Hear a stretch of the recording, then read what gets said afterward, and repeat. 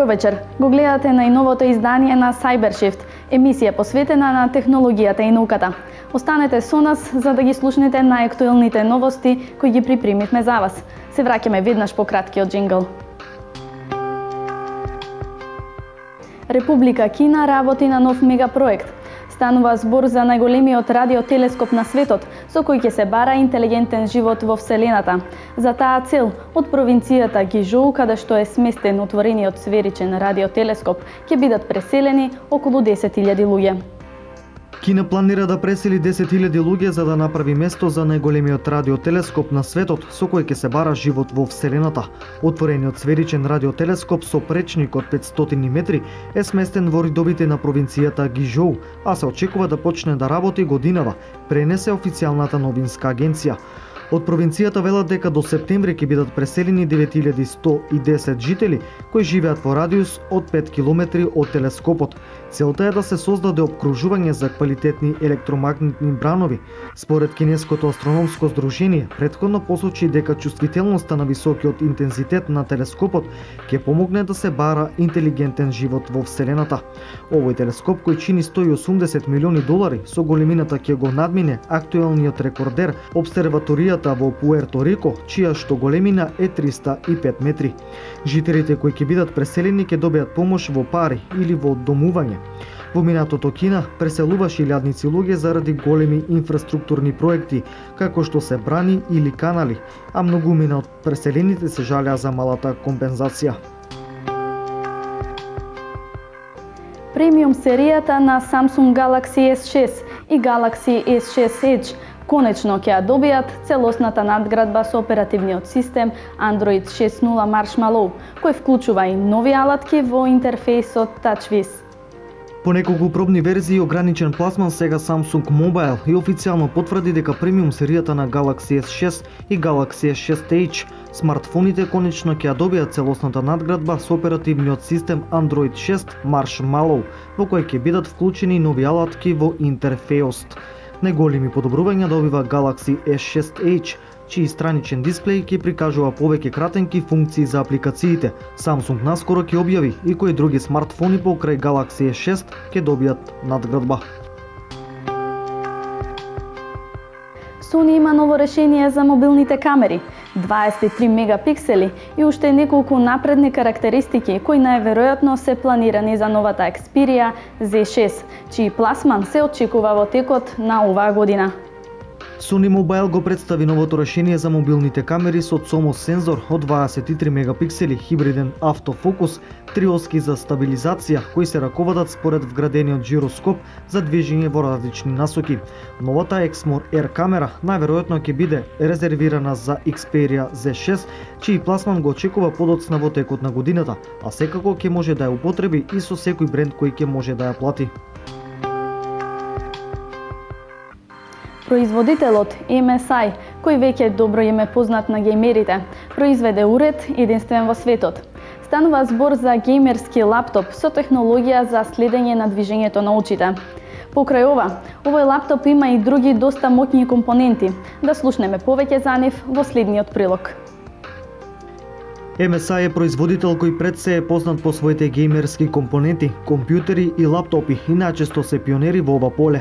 Доказ за тоа е новиот GT72S Tobii лаптоп, кој е првиот ваков уред во светот со вградена технологија за следење на движењето на очите на корисникот, која може да се користи во најновите игри.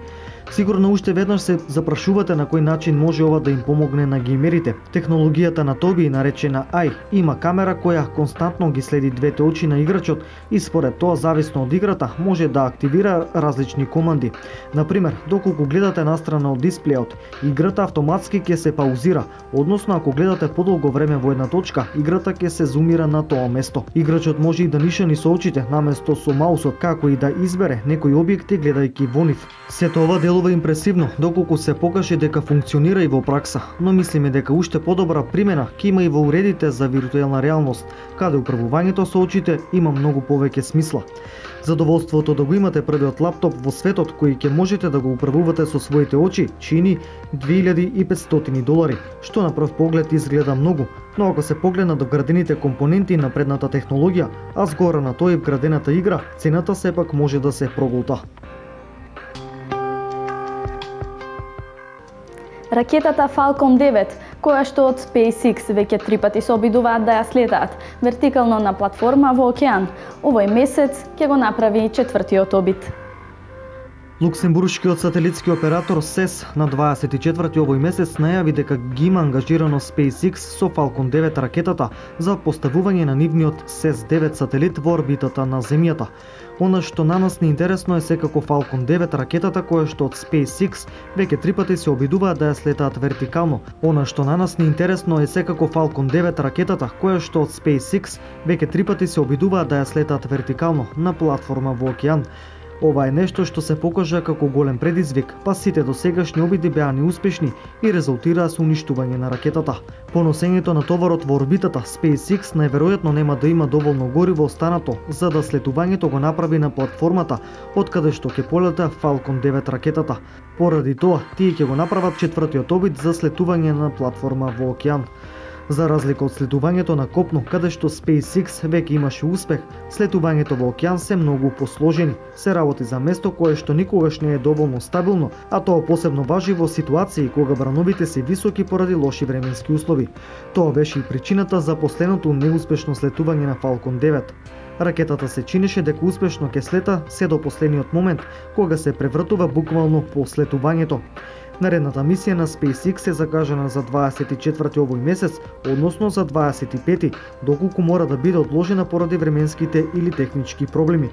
Ќе биде интересно и со внимание ќе чекаме да видиме што ќе се случи овој пат при слетувањето. Медицинските истражувања со помош на новата технологија на паметните фластери ќе можат да вршат испитување на движењето на екстремитетите кај оние со ограничено движење или пак за тоа колку корисникот прима UV радијација во текот на изложувањето на сонцето. Технологијата полека, но сигурно ќе почне и буквално да ја носиме залепени на нашата кожа. MC10 е компанија за здравствена грижа, која разви токму 2 такви сензори, кои ќе можат да мерат неколку различни параметри. Првиот за испитување на движењето на екстремитетите кај оние со ограничено движење, додека вториот за тоа колку корисникот прима UV радијација во текот на изложувањето на сонце. Овие сензори ќе бидат всушност пластери, но барем имаат помодерен дизајн. Сепак нивната намена е она што е најважно во случајов. Првиот производ, BioStamp RC, ги има сите сензори што ги имаат модерните смартфони, акцелерометар и жироскоп во 6 тоски, кои детектираат движење во сите насоки и електроди кои можат да измерат EMG и ECG параметри, кои се всушност електричната активност предизвикана од движењето на мускулите и електричната активност на срцето.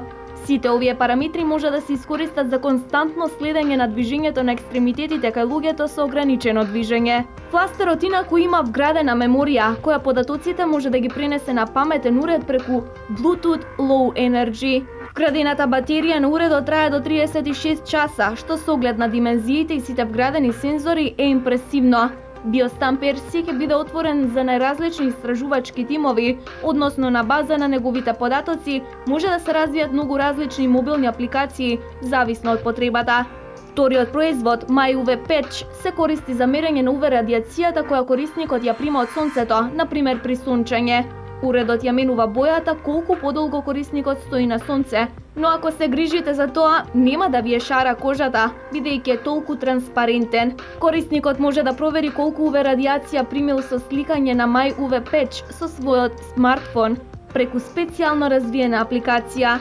Уредот може да комуницира и со NFC смартфоните кои го поддржуваат тоа. Интересно, MC10 најавува дека овој уред може да го начекате како промотивен подарок со производите на L'Oreal, па изострете го погледот нареден пат кога ќе одите во шопинг и кога ќе поминете покрај нивните производи.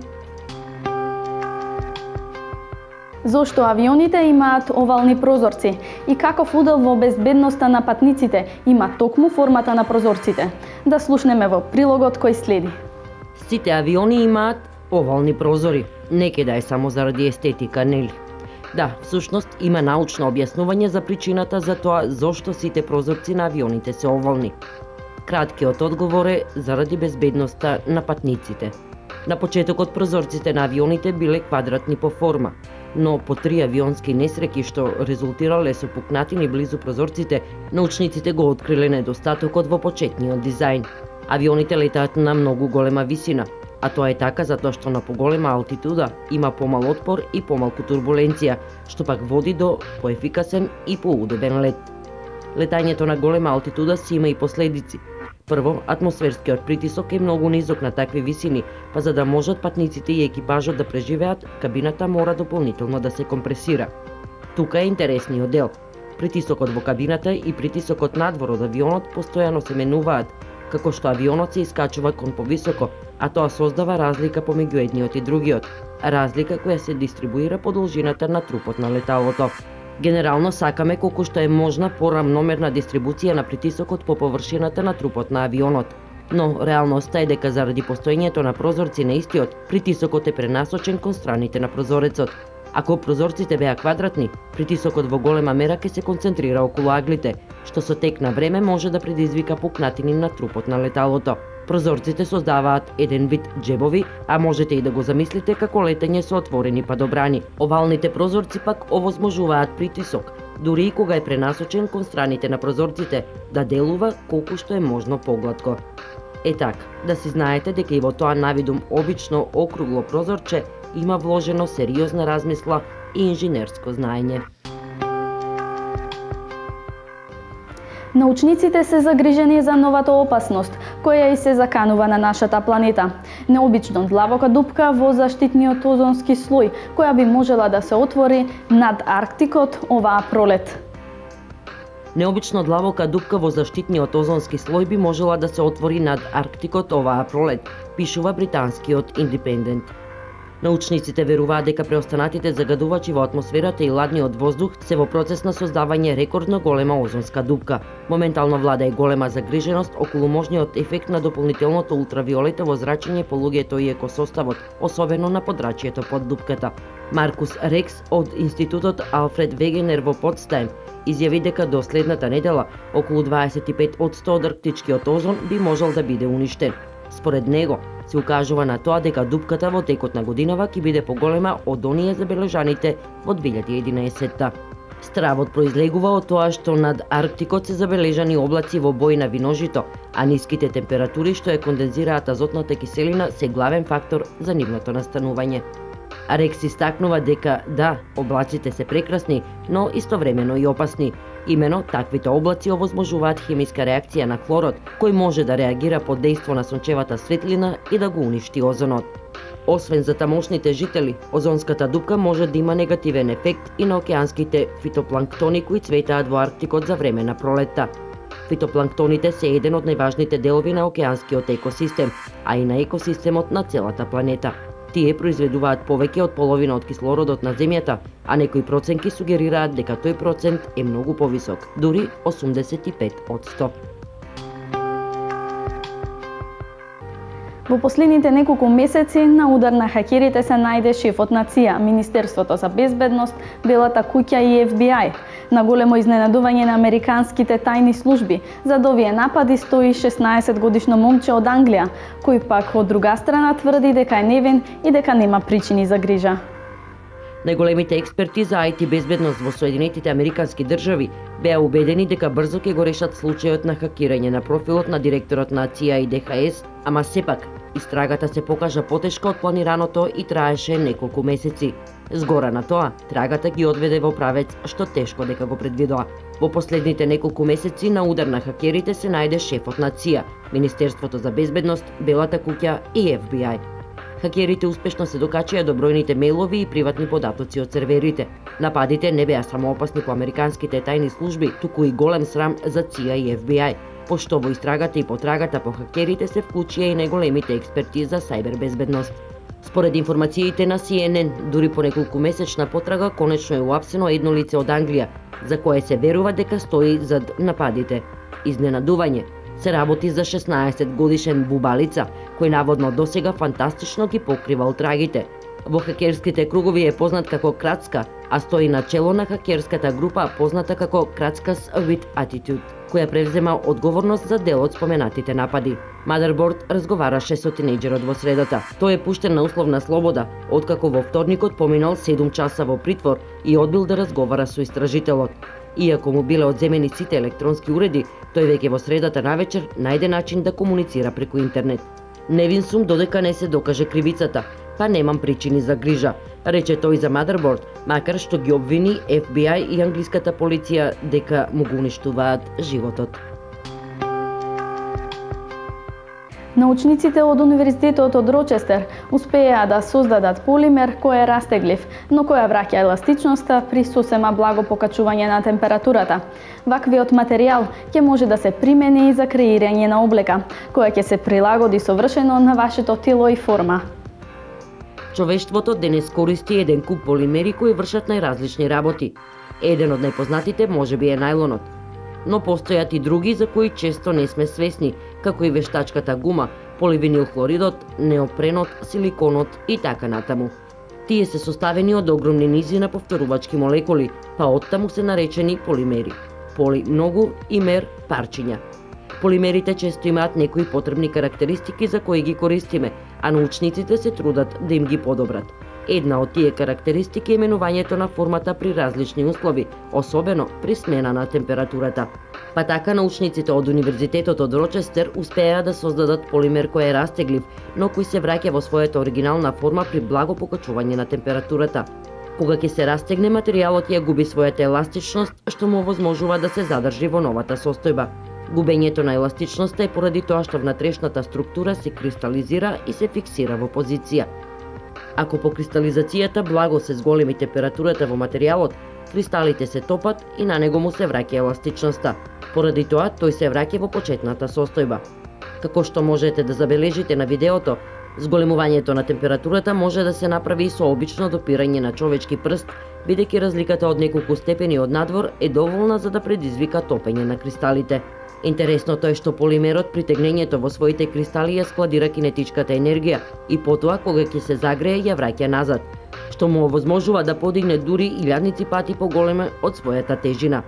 Ова секако ќе може да се користи во најразлични ситуации. Например, за управување со пакети во фабрики кои ќе бидат врзани на вакви полимерски врвки и кои при менување на температурата ќе се поместуваат или подигнуваат. Ваквиот материјал ќе може да се користи и за создавање на облека која самата ќе се мести на вашата форма. Замислете кошула која кога ќе ја облечете, таа почнува да се растопува и станува еластична, местејќи се совршено на вашето тело. Кога ќе ја соблечете, ќе се кристализира и лесно може да се пакува и пренесува без страв дека ќе се извитка. Група на научници од University College London успеа да ја пробијат границата за максимален проток по едно оптичко влакно од 1 терабајт во секунда. Предизвикот на истражувачката фела е да се максимизира протокот помеѓу еден предавател и еден приемник. Светот е постојано во трка за да ги направи нештата да се поголеми, побрзи и поефикасни, така и во делот на оптичките комуникацијски системи.